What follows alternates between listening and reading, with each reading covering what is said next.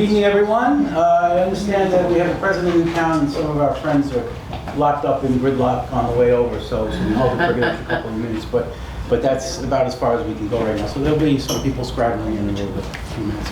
My name is Michael Arena. I'm a member of the board of Columbus Citizens Foundation. Welcome to our townhouse. Gorgeous, is right. It's nice. Just a quick preliminary to get it out of the way. This was built in 1893 by a guy named Colby. Nobody knows who he is today, but he was a big Rockefeller guy, had a lot of money and built this. And then lived here for 3 years and left. And eventually it was sold to the Swedes, who used it for about 20 or 30 years. And then in '67, some very wise people decided that we should have an organization working out of here called the Columbus Citizens Foundation. So it's here, and we're here. And there's been some restorations and renovations, but by and large what you see is what they built 110 years ago, 20, 30 years ago, something like that.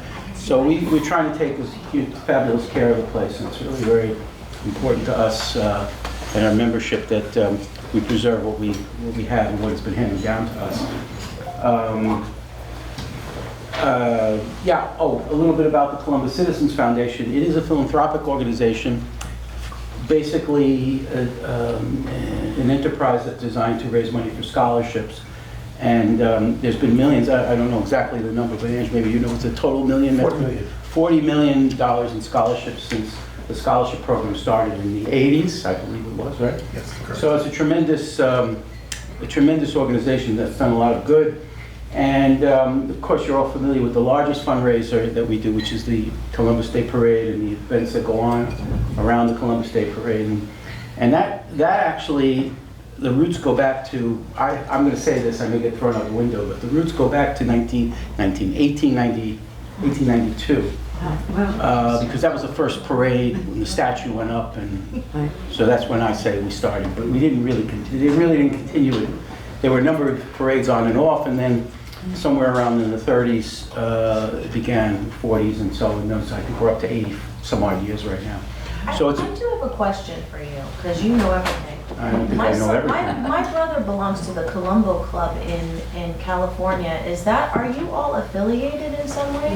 No, it's the first time I've heard of a Colombo Club, right? Colombo is Columbus. Yeah. In Italian, right? That's yeah. great. And they've been around forever, and I wasn't sure if you are affiliated with other clubs. Well, we're affiliated, but in spirit. Like most Okay. I'm trying, you know.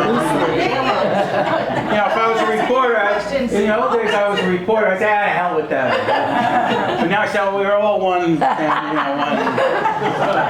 one. It took a while for my brain to activate in that area anyway, but it's getting there. It's not there yet. I'm a work in progress. So that's the philanthropic side. We're doing good work. I want to thank folks that helped us make this evening possible. Marion Pardo is our chair. And we're very graced to have our president here, Christopher Logliacano, who's here. And I have a little trouble with that name, and I shouldn't have any trouble with it because I'm Italian. But we also have Angelo Vivolo and Denise's wife. And Angelo has pretty much held every important job at this place forever and knows a whole lot of stuff about the place. And is currently serves on the board with me, but has been. It's up there somewhere. So it's president and chair, and one of the biggest fundraisers we've ever had here at the foundation, and we're very proud of that. And also to thank Lisa Ackerman, who was very helpful in organizing this and holding this. And we have a number of people on our staff here tonight that have been helpful. We're grateful for that. So I wanted to just acknowledge that, and then take us now to the main event.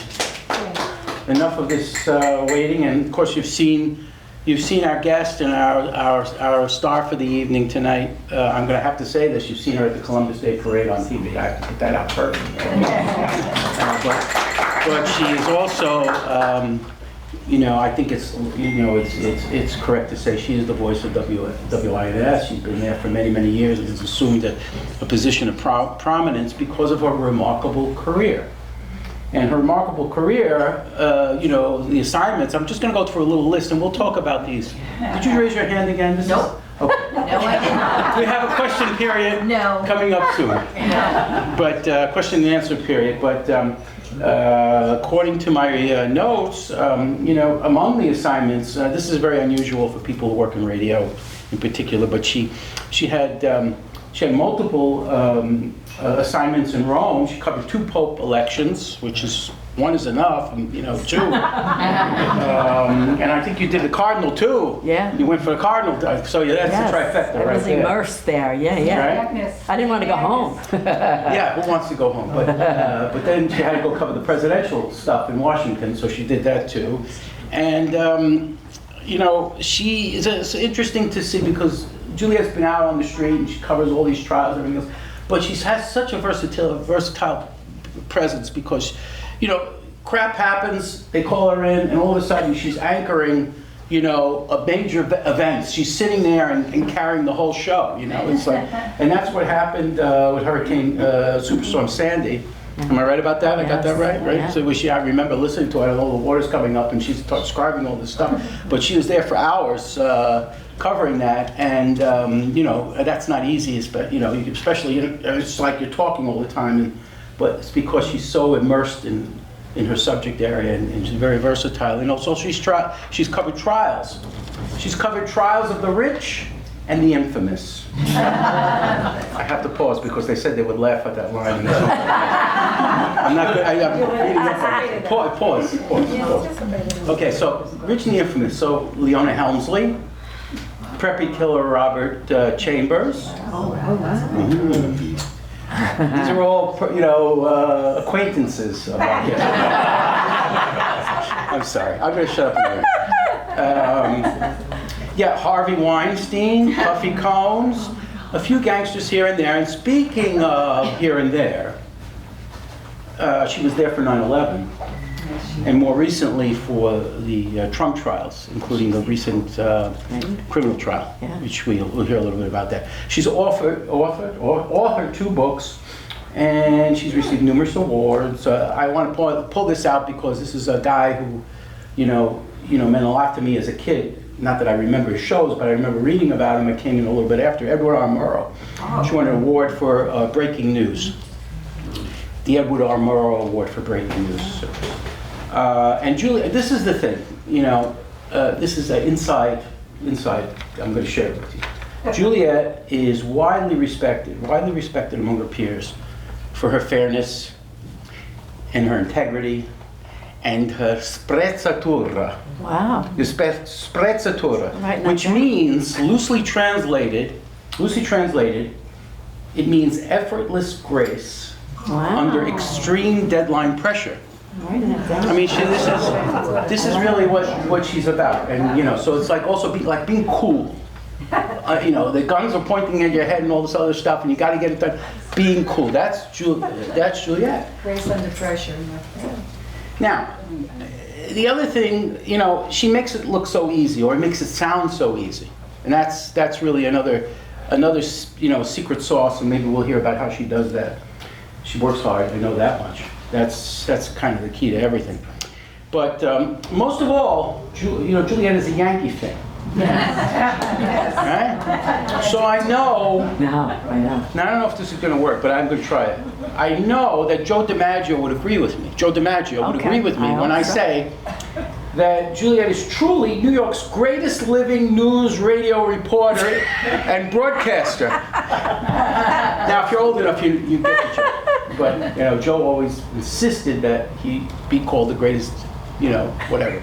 But truly, Juliet is all that. So let's start off. Since I mentioned the Yankees, let's start off with. Have a seat. I'm going to sit down now. Let's start off. Sit down and shut up, and I'm going to do that. And let's have I want to talk to you like this. No, it's okay. It's okay. The first thing I wanted to ask you, based on the Yankees, is that you had, I'd heard that you had gotten, the only person to get Don Mattingly to talk. Yes. And I want to know what kind of pixie dust you threw at him. What did you do to get him out there? Well, you talk about like deer in the headlights. This was like very early on when women were allowed into locker rooms. And I have to preface it, I think the first time I ever went into a locker room was the Islanders. I was covering the Islanders. I kind of generally knew hockey. Didn't know it great. I used to like watch it. You know, my father used to have it on. I had to learn hockey real fast because that's when the Islanders were like winning all these Stanley Cups. And my boss is like sending me there because he was like a real sports nut.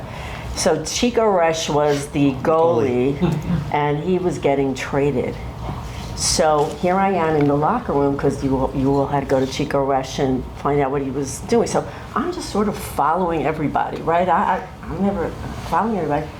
And generally, you know, when you go into these locker rooms these days, either the players are already dressed or they wear a towel. Most of the time they're dressed. You wait for them to come out. Chico Resch was so pissed or whatever it was, he stood up there just butt naked. Just stood there and stood up. You mean without the toupee? Nothing. Nothing. No, nothing. No towel, no nothing. So like, what do? You just like look at him in the face. And do the interview and try not to be unnerved. And they were actually pretty progressive for a team because the owner at the time was cool with allowing women, you know, Newsday had women reporters there. Yeah. So they were one of really the first. So Dawn Mattingly, my editor sends me, this is now baseball, getting women into the locker room, and there weren't that many. And I don't cover the Yankees on a regular basis at the time, and they were all male reporters. And I had no clue what the protocols were, right? So we go, this is the old stadium. And Dawn Mattingly never really talked that much to the press. Marty Appel can probably attest to this. And so there were big stories about him in a contract dispute with George Steinbrenner. Now, you know, that is totally fraught because George Steinbrenner is tough and Dawn Mattingly never really liked to talk to the press. So I have like this impossible assignment. Go get Dawn Mattingly and ask him about the New York Post article, which, you know, already you kind of have to think, all right, it's the New York Post, you know, and you know, get an interview. Really? Okay, so I go. So now I'm standing in the locker room, and he's at his locker, and like 20 reporters, we're all standing there, and I'm just following, you know, what does everybody do here? I don't know. You know, what's the protocol? I'm certainly not breaking ranks. I'm just watching everybody. And this was like a half hour's going by, and nobody's approaching Dawn Mattingly. And I'm like, what? Why isn't somebody asking him something? But they're probably terrified, and he'll probably like, you know, blow a gasket. So now, like, I'm looking at my watch, and I'm like, I gotta get something on the air here. You know, I have to get out and go live, or you know, get a report. So I just stepped right up. And because I don't know these players, I walk up to him and he's got his back to the locker and I go, oh, excuse me, Mr. Mattingly. And most of these reporters know these guys by their first names. Don, A-Rod, Jeter, blah, blah. And he turns around and I very respectfully asked, you know, I understand you're in this contract negotiation and I was just wondering if you could talk about it. And he starts talking. I don't know, like I was a different face or I was I don't know. And all of a sudden I feel this like whoosh. All these other reporters like just swarm over to where we are. And he's just going on and on and on and on. So I was like, okay. So then I, you know, after he was done, and he had a towel, and after he was done, I got my story. So I leave, I get my editor, and he was like floored, because he didn't think anything was gonna happen. Mm-hmm. And I got my interview. But they all had to wait for me to sort of approach. And it was just like happenstance. But my friend Marty Appel, Marty, you just have to tell the story about our opening day experience because we go on every year. I have him on opening day and we always talk about, you know, all his experiences. But you said we were like 2 minutes from air, right? And I didn't have it together. Yeah, it's one of my favorite Juliet stories because she's so cool. We were like 2 minutes from going on air live, and she knew how to work the telephone and get the microphone clipped in there. And on this particular opening day, it wasn't happening, it wasn't working. And she didn't panic, she just said, we'll be fine, we'll be fine. And with like 9 seconds to go, we were fine. And I was all I wanted to do was applaud. Yeah, you can't sweat it, you know, you just can't sweat it. You have to assume it will happen, or you sort of mentally have a plan B in your head, and then it worked. I don't know what I did, I forget what it was, but I plugged it in right and it worked. So, and we were on the air. I have to say one thing, just in terms of covering my announcements here, because I wrote it down by hand, but I didn't read my own handwriting. And we have one more board member in here that I neglected to mention, which is Mike Saprico. Mike is a wonderful guy, has known Juliet for many, many years. Mike's running for Senate, for the United States Senate on the Republican line, so Right. welcome, Mike. Thank you for coming. I'm also the co-chairman of the Columbus Day Parade Yes, Yes. right. And we've known each other since high school. since high school. That's Holy Wow. Cross, St. Agnes, since high school. Yes. He came from Buffalo? Did he come from Buffalo? No, he was here this week. Oh, okay. Yeah, he went to the boys' Catholic school, and I went to the girls' school, and we were brother-sister schools. St. Agnes and Holy Cross in Queens. So I've known him very So long since you're time. getting into the Catholic stuff, tell us about your trips to Rome. You've got at least 2.5 trips to talk about here. Yes, yeah. Fascinating, immersive. It was like an international, global event.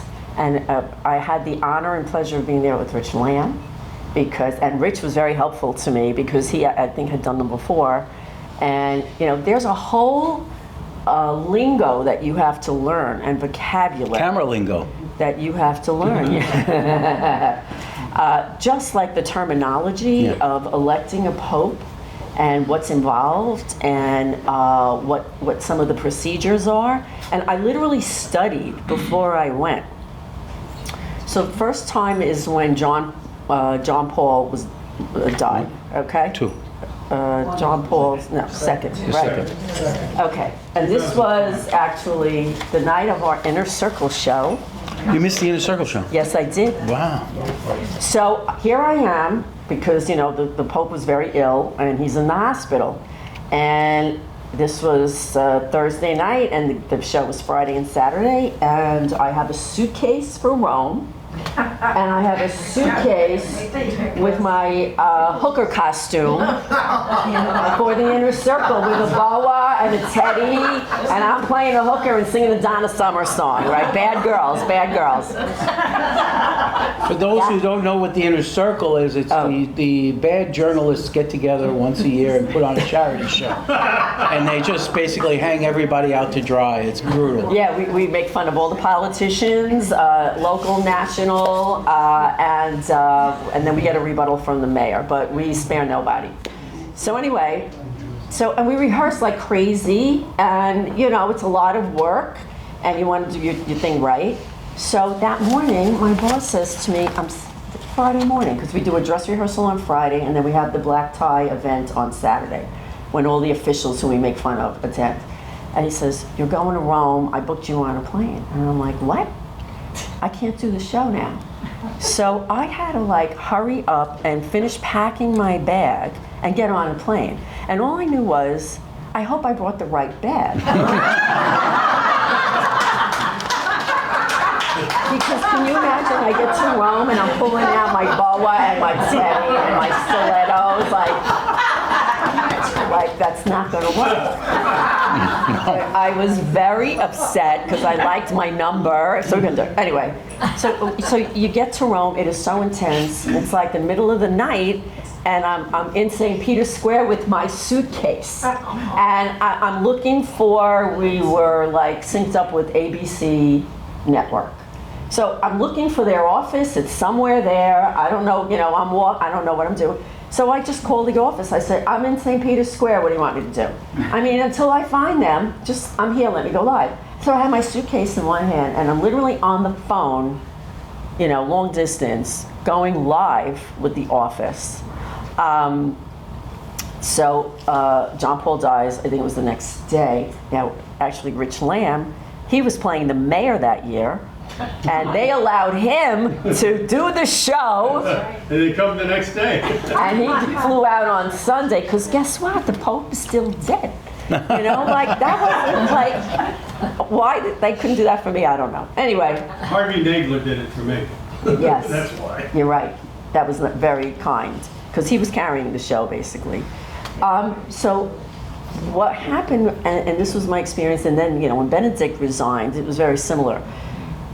The thousands and millions of people that pour into Rome is really amazing. And you are getting people talking 100 different languages who are, you know, it really shuts down Rome. I was working with ABC out of a church basement. Santo Spirito Church was literally a block off of St. Peter's Square.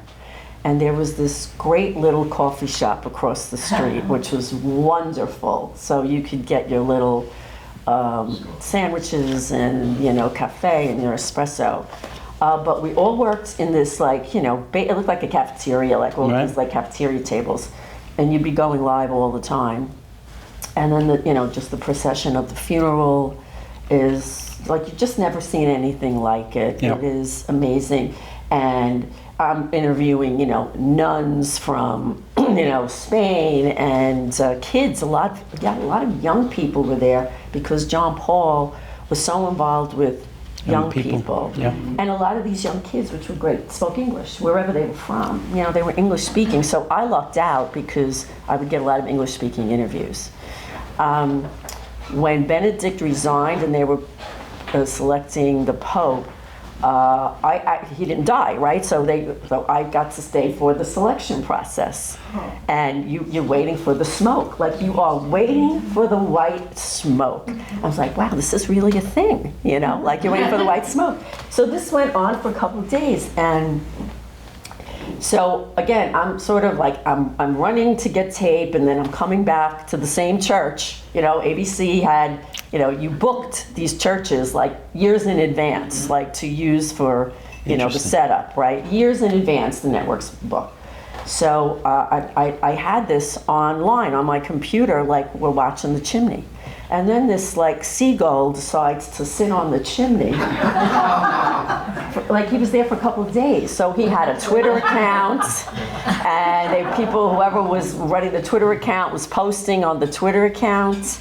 And then, you know, the white smoke comes up. And at first I think it was a couple of black smokes, right? And then it was like the white smoke. It's like, oh my God, this is it. And then now you're reporting. And now, you know, there's the process of how they're announcing somebody. So I know some Italian, so I was picking up the Italian newspapers, because it was like, not like there were odds, but they would have like the 10 most likely people. Papabile. Yeah, right. And the 10 most likely people, you know, finalists, or, you know, people who would be considered for the job. And it was so interesting, because it's partly political, it's partly where they're from, you know, what part of the world they're from, it's partly what their sort of belief systems are, and then the cardinals have to vote, you know, and they're in the Sistine Chapel and they have to vote.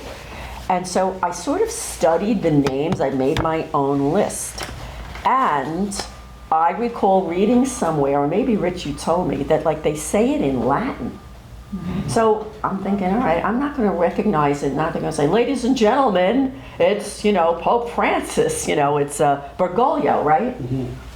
So I just made my own list of the names, and then they announced him, and I recognized it right away. And then he took the name Francesco. That's how they said it. Yeah. And so, and I recognized that. Right. So I was on the air, and there were about 6 other people from the other, like, radio stations that were in the right. And like, I think I was first with it, because they didn't hear it. Right. You know, they didn't understand Right. it. I'm like, it's Bergoglio. It's St. Francis, Pope Francis, Francesco. I kept calling him Francesco, but he goes by Pope Francis. And I'm telling you, it's very exciting. And, you know, people like my brothers, office, they were all tuned in listening to this because like they had the radio on in the office, you know. So I would hear, you know, people talking about that it was like very exciting. It's very dramatic, and it is just wonderful. And then finally, when Cardinal Dolan was elevated, that's another word, you know, he's elevated to Cardinal. Okay, so you understood that. And he and I were on a riser in St. Peter's Basilica as they come in. All the cardinals come in, and the pageantry and the beauty of this is just remarkable. And they each go up, and the Pope, you know, blesses them and you know, consecrates them and what have you. And we were like very fortunate to be there for that. So you saw the whole crowd for Pope Francis and filling St. Peter's Square. Oh yeah. And the story that I understand that's behind that is that it goes back to the original bishops, and the people have to authorize. It's like almost like a vote that it's the equivalent. They consider it like the people. He comes out and he waves, and they all affirm it. Correct. That's what that's all about. Yeah, he comes out on the balcony. Balcony, right? And I forget what he said. It was beautiful. I forgot what it was. He asked the people to pray for him. Yeah. Instead of giving them the blessing. Praying for them, right. Yeah. And he says that to people now. He says, you pray for, like when he meets with heads of state, he says, you pray for me, which is very humble, you know. So it was just like, great to be there. Wonderful. And then what I did, that was over, everybody's going home, and I called my office, I said, you know what, I'm taking a few vacation days. And I walked around Rome by myself and just went to some, you know, places that like a little off the beaten path, and, you know, sampled the gelato over there, and like Via Juliet, which is beautiful, you know. And then it was time to come home. Well, can we go from heaven to hell? Are you ready for that? Yeah, go ahead. Some of the folks that you met in criminal court and state Supreme Court. And Oh, yeah. We can pick anyone you like. I mean, we could do, you know, let's see, Leona Helmsley or. Well, it's so funny, Leona Helmsley, I remember, you know, she was like Trump was very competitive with her. I don't know that she bothered too much with him, you know, because they were both around at the same time and developing their properties and everything. And he used to really, when she was on trial, she was on trial for tax evasion, and I covered it. And I'll never forget this. So one day I'm sitting there, and I'm sitting between Barbara Walters and Cindy Adams. Oh my God. I'm like, how did I get into this scene? Because they were friends with her, you know? They'd all go out to lunch and everything all the time. And I'm like, maybe I shouldn't sit here and they can talk. I'm like, no, I'm staying right here, you know? Whatever they want to say, I want to hear what they have to say. And they were front row, we were front row. But Trump at the time, when she was on trial, he would say, nah, she never paid her, you know, she never paid her contractors. She'd stiff them on the last payment. But so did he. He did the same thing.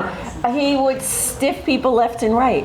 So the explanation that, you know, at the time when she was on trial, to me, she looked totally sedated. You know, she'd come out, she'd have a sort of a guy with her who was like a former detective, actually a great guy.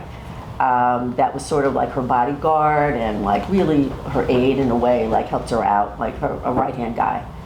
And because I think Harry was not well at the time. Mm-hmm. So we got, you know, pretty friendly. And he said, you know why she wouldn't pay that last payment on the contractor?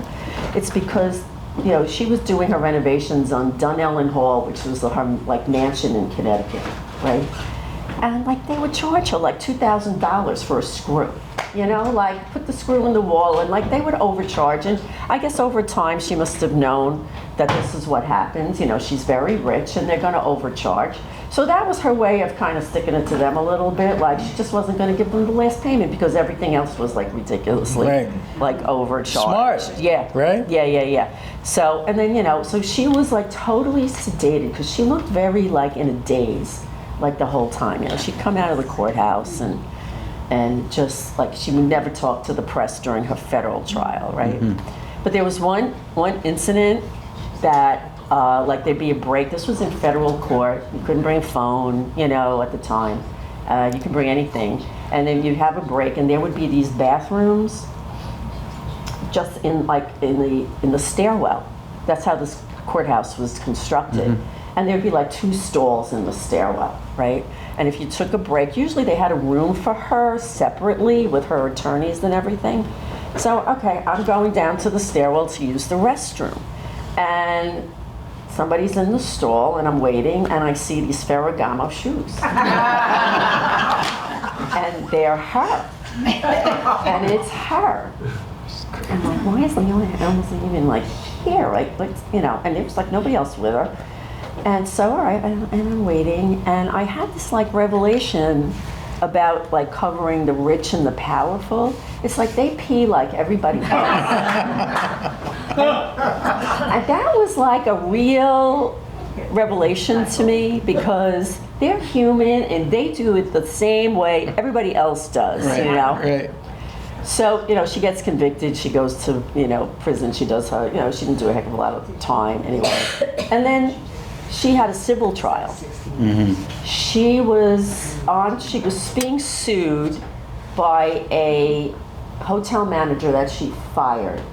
And it was a discrimination case. He was gay, but she said he would invite his friends afterwards to the hotel to party, and they would like wreck the place.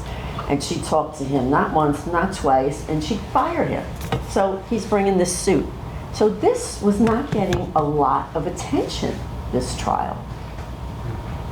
So I was covering it, and I think David Diaz was covering it. So you sat down there in the hallway, and you're talking to Leona Helmsley.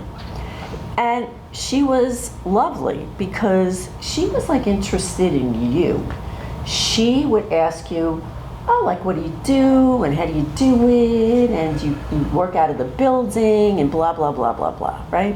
So we would have these great conversations sitting on a bench in the courthouse, like during a break or lunch or whatever. So one day, and she always dressed beautifully, like she had the Ferragamo shoes, and she'd wear like a Chanel type of outfit or whatever.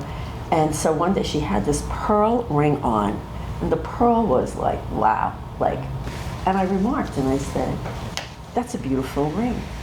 And she says, oh, I have to tell you about this ring. I said, really? She says, well, one day I'm having lunch with Cindy Adams, and Cindy Adams says to her, I want that ring. Like, not joking. She just like wanted the ring. She said, I really like it. It's very pretty. I want the ring. And like Leona, she says, would you believe that? I said, so what'd you do? So she says, well, you can't have it.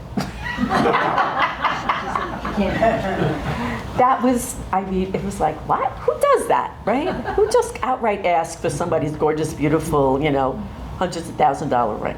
I don't know about that. That's So good. my little personal experience. Yeah. Like Rich and with Leona. infamous. Well, there's a whole list here. I'm interested in hearing about Robert Chambers. I don't know if that's something that's going way back now. Yeah, right? that is. That was like the first big trial I covered. So that was kind of an eye-opener, but because it was so gruesome and brutal and, headline stories and everything. But I will just tell you that, I remember Jack Littman, the defense attorney, was amazing. He was excellent. He was like winning, I would have to say. He was like winning the courthouse, the courthouse battle. And then I think eventually Robert Chambers took a plea. Oh, is that what happened? Correctly. Yeah. Yeah, I think he took a plea. But I got to be very friendly with a lot of the detectives on the case, who ended up being like great sources for me. And I don't know if you all recall Mike Sheehan from Channel 5. Yeah, sure. He was one of the detectives on the case. He knew everything and everybody and where the bodies were buried. Yeah. And we were friends for a very long time. And, sadly, he passed away a couple of years ago. But he was fun. He was funny. He would kind of help me out on other stuff. And it was a very intense case. Yeah. It was brutal. And then Chambers went to prison. And he came out after, I don't know, was it He just came 20 out in the years? last year or two, right? And he went back. He's back. No, but He went back, and then he came back. Yeah, he had like a drug problem. Drug problem. Yeah. Right. That case basically froze everybody in the city for a while. Oh, yeah. Yeah. It's crazy. And Dorian's, I think, still open. It's still there. We can go for a drink. Issue, whatever. All right, Harvey Weinstein, and then we'll move on to other stuff. Harvey Weinstein. That's a little bit closer to.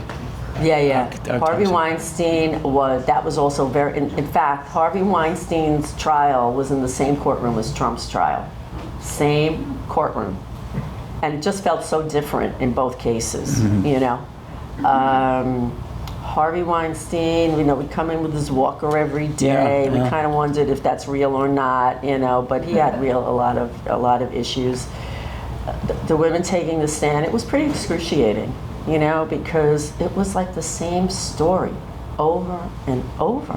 He would invite them to his hotel, or he would invite them to his office, or he would invite them to his suite in California.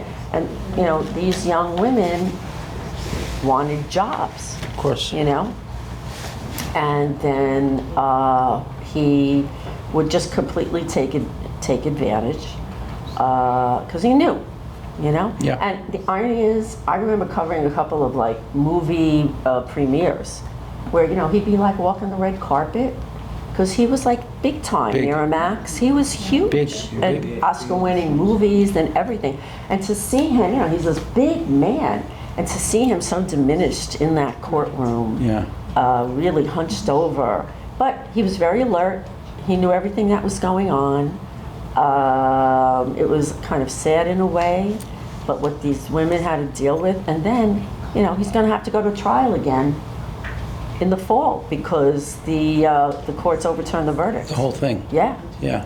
Because they introduced witnesses that were not directly affiliated were with. not germane to the case. Right. Yeah. Well, germane, but not germane. In other words. Yeah, right. They had experiences, but not on the. You're right. Not Right. germane. They Yeah, weren't yeah. relevant to the charges in the case. So you're talking about something that's kind of interesting. Could you talk a little bit about, as a reporter, what you're picking up all sorts of things that are observing. It's not necessarily the dialogue, but it's more like the environment and what's going on and the eyes and the ears of people, how they're reacting to things. Yes. How do you do all that and remember all that and put that all in there in your story? I like that.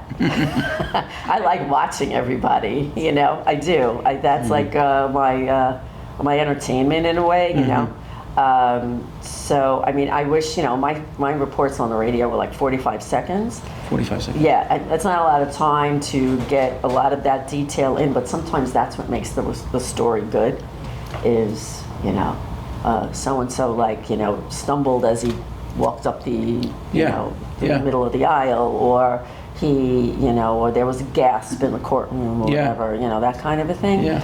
To me, that's the color. Yeah. So that's why I think that's important. And that's what I people think connect with, right? Yeah, people hear that. You don't want to just recite a bunch of facts. That's boring. Right. So sometimes what I like to do is, we have a website. Wins has a website. I try to, I wrote a first-person blog when, the Trump trial started. Yeah. Just to get a sense of what it's like in the courtroom. The level and measure of security was unbelievable. Sort of the setup, when you get to look at him, where he is in relation to everything, and when he walks in, sort of the drama of that. And so I did a first person. And then every day it was just getting the stories out every day about the testimony and whatever else was going on. So just so folks can understand the kind of pressure that you're on, you have to do, I think you told me, you do three versions, Right. But you could be doing 3 versions all day long? Yeah. Like in the morning and the afternoon, Yeah. so you do 10, maybe it's 15 versions at the end of the day you put together. That's a real busy day now. I don't do that much. But let's say for Trump, I would take there would be a lunch break. I'd literally bring my lunch. Jane Rosenberg, sketch artist, was there every day. So you'd meet on the 13th floor, because if you left the building, you had to go back through security all over again. So she was doing this ahead of me, so I took my cue from Jane. It was like, oh, okay, I'm going to go on the 13th floor. Because I would go out to the park and file my stories. I would try to write them before I left the courtroom, so that, because you had 45 minutes to file And come down back. your lunch, then go back and through security. Yeah. So I said, okay, I'm going to the 13th floor. So I write my stories. You literally file them, we have an app that, is microphone quality. You write your stories, you file your stories, and then you're back up in the courtroom. And then at the end of the day, I'd file stories for the evening. They would use them for the morning again. I see. Now, if it's a lead story, you have to do 4 versions of everything. I've lost count at this point. Yeah, right. Right. So it depended on like how important the testimony was, or if it wasn't that exciting a day, maybe you didn't have to do as much. So you've been to, I don't know, hundreds, dozens and dozens of trials. And and you're an observer of faces and people, right? So that's your specialty. So maybe we can go down the list of some of the appearances that were made at that trial, and you can give us your impressions. You can filter out whatever you like, but your basic impressions about that. So why don't we start with Stormy Daniels? She took the stand. She was like a total nervous wreck, and she was talking a mile a minute. It was so fast, and the court stenographer couldn't even get it all down. He would ask her to stop. I was like, is she on something? Like, I really thought she was on something. It was very strange, Yeah. So then she kind of calmed down. But let me tell you something. She kind of gave as good as she got, with the cross-examination. Yeah. She was like tough. Yeah. And she held it together. And she, I think when, and Susan Necklace was a woman attorney doing the cross-examination, was saying, oh, so you sell stuff like on your website, that relates to your experience with Trump, and, there were mugs and, whatever, T-shirts and stuff. And she says, yeah, what about it? Well, you're capitalizing. So she goes, well, doesn't Trump do that? I mean, it kind of shut everything down there for a second. And she stuck to her story. There were some things that were like a little flimsy, I would say, that, weren't sort of buttressed by somebody else. But she kind of calmed down and slowed it down a little bit in her testimony. And she was on for several days, and there were reports that she was wearing a bulletproof vest. I don't know if that was true or not, but the security was very heavy in the building there. Yeah. For him, for everybody, for the judge. Yeah. He was getting death threats. The DA's getting death threats. And we're sitting there like, oh, what about us? Collateral damage, right? Yeah. Oh, we just happen to be here. How about David Pecker? Wow. David Pecker was the editor of the National Enquirer. Yes. Right? David Pecker, I thought, was the best witness in the whole case. Mm-hmm. He sort of gave the global view. He was the first witness, and he was on for a long time. Mm-hmm. He's a sharp cookie, this guy. He's a lawyer, isn't he a lawyer? I think he's a lawyer. I don't know. He was publisher of the Enquirer. Right. And look, he basically explained he and Trump had, I think they respected each other as business people because they were both very successful. Yeah. And they were like mutually beneficial to each other, right? But Pecker explained the scenario of, they were going to do Trump favors by, paying off the women to keep their stories quiet, to catch and kill. But then Pecker was getting investigated now by the Federal Election Commission because those are considered like contributions to the campaign. And then after he wasn't getting paid anymore by, he wasn't getting paid by Trump because he paid off the superintendent of the doorman of the building who made some false claims. They shut him down. And then they paid off Karen McDougal, and then he wasn't reimbursed for that. He said, no, I'm not paying anything to Stormy Daniels. That's on you. And that's how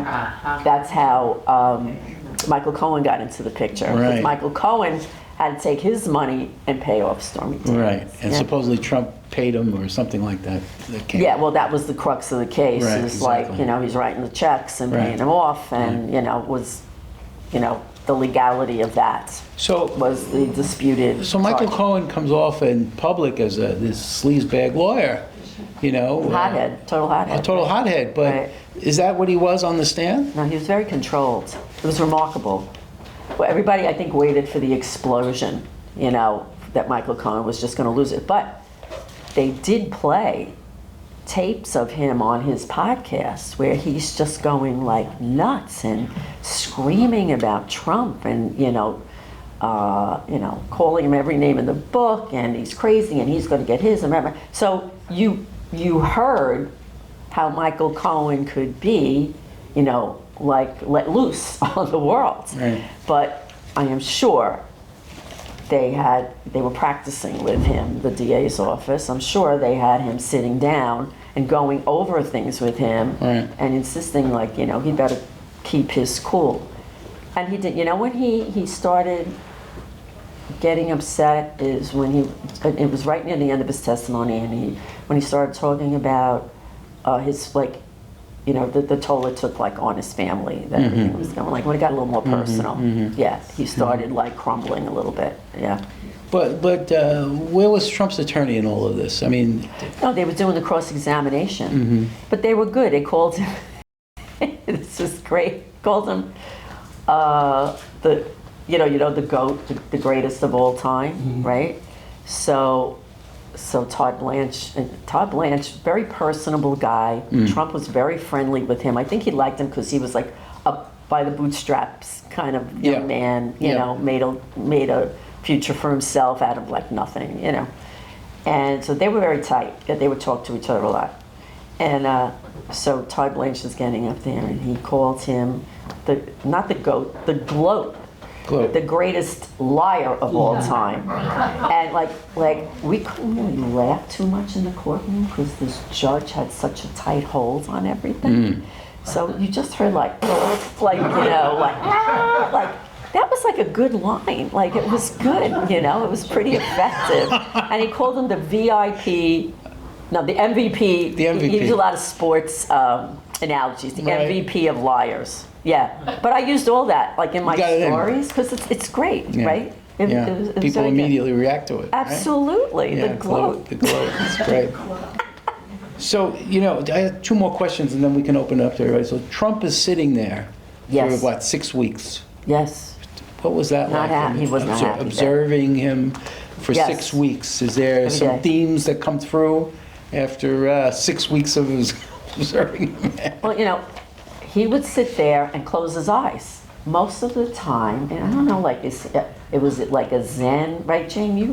You draw him like with his eyes closed, and he had this like it's like is this like a Zen thing? I think it was just his way of self-control. Instead of getting angry and enraged, because he had to sit there and listen to all this like unpleasant testimony. So he would sit there, he wouldn't really move that much, right? He would just sit there with his eyes closed, but he was like paying attention. Now some people said, he'd nod a little bit and his chin went down, but he obviously read everything that was written about him because you didn't see that anymore, right? That wasn't happening anymore. So I just think, to me, we couldn't really ask him, and if you did ask him in the hallway, like he wasn't answering that. Right. I just think that was his way of self-control and kind of keeping it together for himself. So during the breaks and at lunch hour, there was like a pen in the hallway, heavily guarded, because he's former president and gets Secret Service and the court officers are there. And he would speak to the pool reporters out there.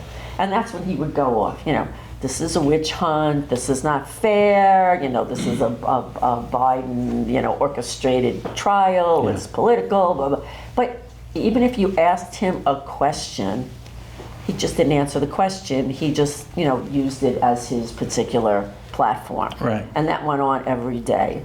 But I will tell you, when the verdict came down, first of all, the second day of deliberations is the verdict. That was just, talk about a gasp. Literally, there was, the judge is ready to send everybody home for the day. It was like 4:30, and that's when the jury goes home. So the judge comes out, we're thinking, all right, he's going to tell everybody, okay, see you tomorrow. And he goes, I just have a note from the jury, and there's a verdict. And you heard, like this collective gasp, like went up in the courtroom. And like, you just sat up really straight because, oh my God, this is it, right? So they gave the jury half hour. They're literally filling out the form. They said, we need time to fill out the form. So there's 34 counts, so they got to go through the whole form. So I had made one up in my computer, you know? And I hadn't even had time, I didn't print it out yet, because I was gonna go check off. I like to have the physical piece of paper, so that when I'm on the air, I'm not relying on my laptop, which can shut down, or, you know, whatever, or, you know, the battery dies. Right. So I wanted it in my hands. And so I happened to have the indictment in my hands. So in that half hour, I started writing down like 1, 2, 3 to check a box.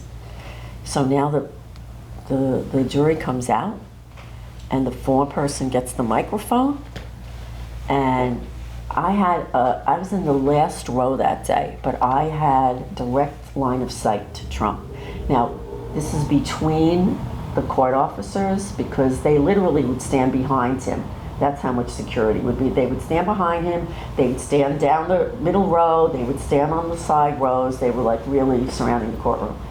So I saw between these two court officers, and I'm watching. So he's turned towards the foreperson, and it was like, count 1, guilty or not guilty, guilty. Count 2, guilty or not guilty, guilty.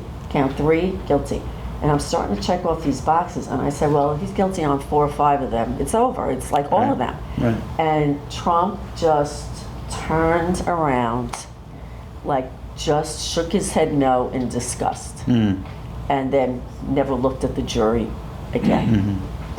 And so, and they had to reaffirm it, and then they polled the jury, you know, individually, everybody's asked, and they all said yes. And so they left, and then the judge, which this was surreal. The last thing the judge said was, what is the bail status of the defendant? I mean, it was like any other perp in the courthouse. What is the bail status of the, and he was released, you know, he was on his own recognizance, there was no bail. And the clerk said, you know, released on his own recognizance, and he says, well, that will remain. But it was almost, it just got like reduced to that. Yeah, like they remand him, looking at that. Yeah. It was wild. And then when he left, you know, his son Eric was in the courtroom, and he's walking down the middle aisle, and I'm watching every move, and the son came over, like alongside him to shake his hand, and he took his son's hand and put his hand on top of his hand, like, we'll get through this, kind of a look, like, you know, he's tough, you know, very resolved, we'll get through this. Right. And then the son put his other hand on his father's back. Right. But Trump kept walking, you know, he wasn't stopping, No. he just kept Yeah. walking. Yeah. It was very human, Yeah, human. I thought. Very emotional and very human Yeah. to see that. Yeah. Wow, there's a Yeah. lot of detail that I don't think I've heard of. A lot of people haven't heard that. Yeah. Certainly. So my last question is, if you had to go through the whole gamut of all these cases, and what was the most important case for your career, or you think, you know, what would you pick as the top case? Wow. And you don't have to answer that if it's going to be, you know, I'm throwing it out at you like that, but I thought I'd be interested to see what you say. I'll tell you, well, historically, the Trump trial, because when do you cover a former president on trial in a criminal case in the local courthouse, right? Yeah, I'll tell you, Puffy Combs was pretty dramatic. Puffy Combs. And some of the organized crime cases were pretty dramatic. Right, You know, right. because that's like mayhem and murder and gruesome Yes. and stuff. Puffy Combs was colorful because Johnny Cochran was really a piece of work. Like, he was the most charming guy. He was a West Coast attorney, came with these pea green suits on and charmed everybody. Very likable guy. Right. And it was wild and a lot of fun. You Right, know, J-Lo, Puffy. They all, you know. they all marched through. That Yeah, was great. yeah. That's great. So we're open for questions if anyone is so inclined. Yes, Mr. Lamb. Did Leona leave all of her money to the dog? She left a lot to Trouble. Trouble was the dog. She did. And there were like suits, I think, that challenged that settlement. She left money for the care and literally feeding of the dog. And Trouble, she would, she loved this dog, I think more than anybody. I think she cut like some of her grandchildren or children out of the will or something, or relatives out of the will. Seriously, the dog got a lot of money. And she would have the dog, you know, she had a pool there. She lived in the Park Lane, and she had a pool, and she would do laps every day. And she would, I think, have the dog at the end or something, and she would swim to one end and get a piece of shrimp, and have a piece of shrimp and then do her lap and then reward herself with a piece of shrimp and do a lap.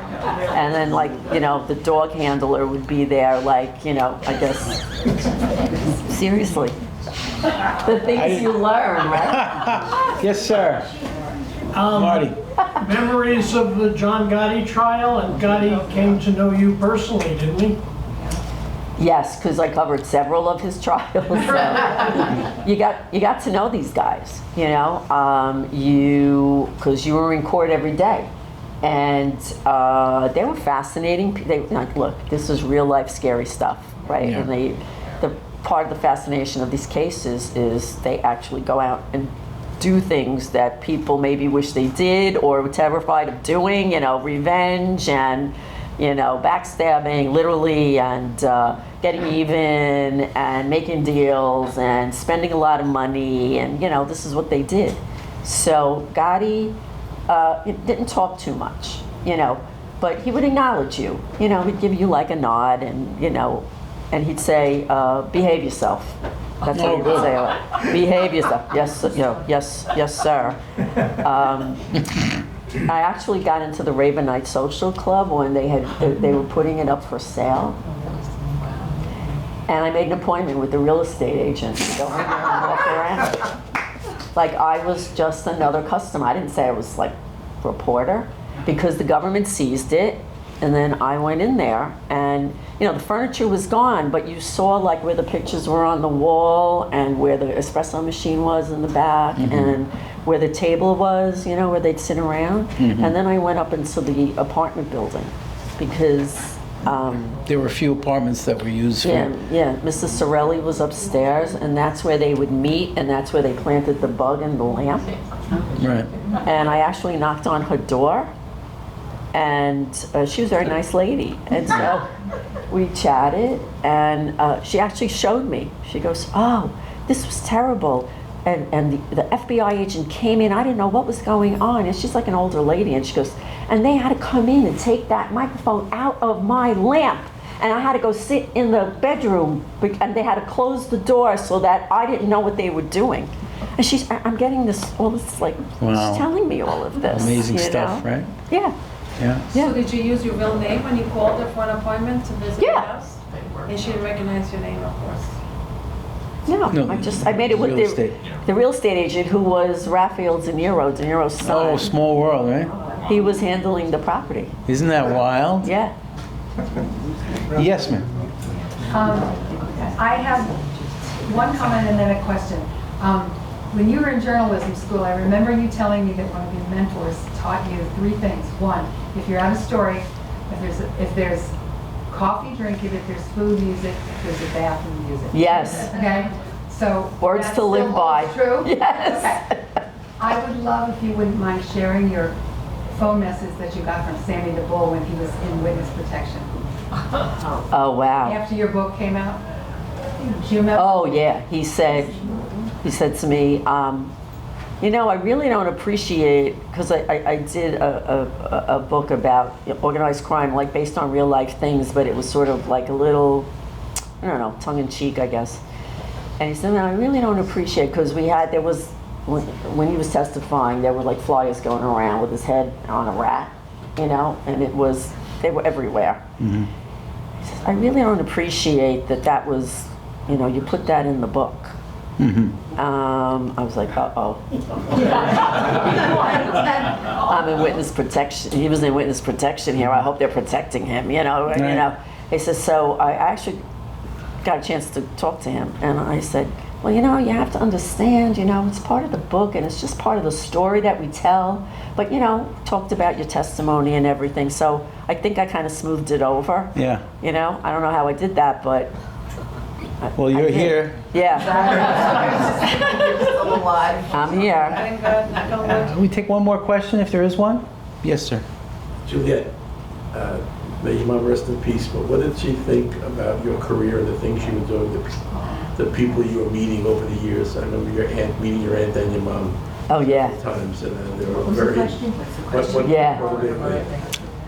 what did my mom think of my career? Well, she didn't like the fact that like I'm covering the mobsters so much. You know, she was like, "What do you mean they're calling your house?" And she was like a little terrified of that.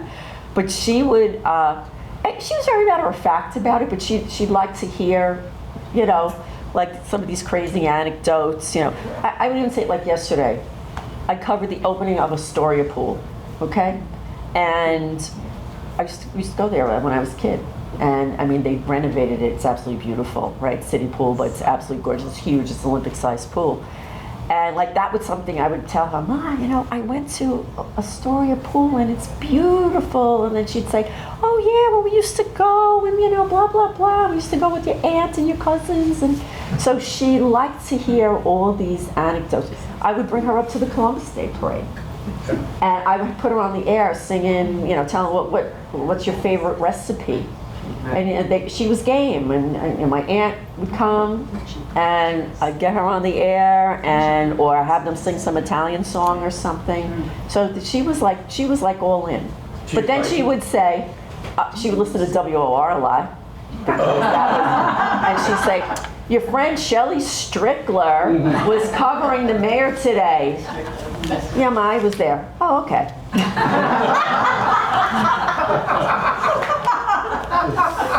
True, really. I think we've circled the globe at least 5 times. My head is spinning. Thank you so much. I'm curious, because throughout all what you've been saying, it seems like people have this tendency to just tell you things. So why do you think people talk to you as opposed to other people? Yeah. You do your job. And I think when you talk to people, if you know you gain it, you know they like you or they gain your trust, they will trust you with information. So, and I'm fortunate, a lot of police, you know, my sources, they trust.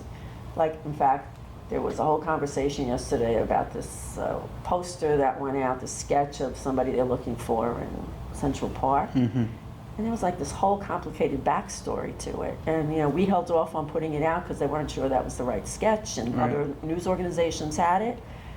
But I was very fortunate to get a phone call from a person high up in the police department that explained to me what was going on.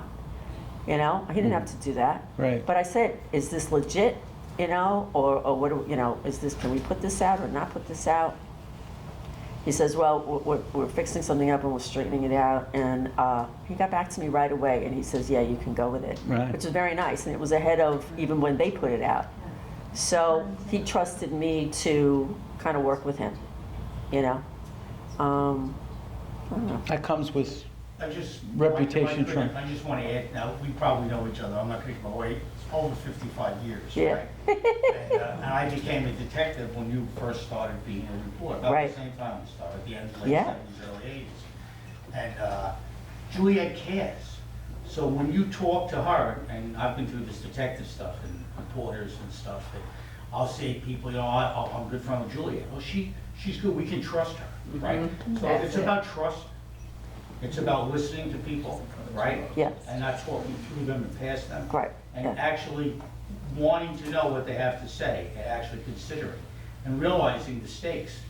If you were to give something away, they can't be given away. Terrible, right? You have to be responsible with your information. You have to be responsible. That's why we held off on the sketch last night, because it's not officially out. If there was a problem with it, you know, like another news organization had it out there. It's like, well, we don't, you know, let's hold off. And then he had the courtesy to call me back quickly to say, "You're good," you know. Okay, so now we got their blessing, and that was okay.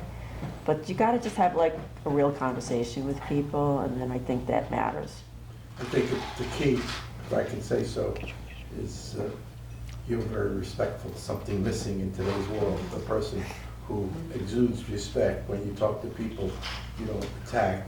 You respect them and try to do what's in the best interest of your job and the person you're speaking to. So that's, Thank you. That's very important. Thank you. One last question. It's not so much a question, it's maybe you learned from the women in your family, the Italian women from even the old country, they know everything. Mark Zuckerberg would have no money because those little ladies in the piazza, they know everything that's going on. This is Okay? true. So that's what, and the trust, because everybody knows they know. Yep, I think that's a You good want to point. know something? Chiama Zia Maria. Everybody's got a Zia Maria in the family, and they know everything. That's you. Zia Maria, on that note, thank you everybody for coming.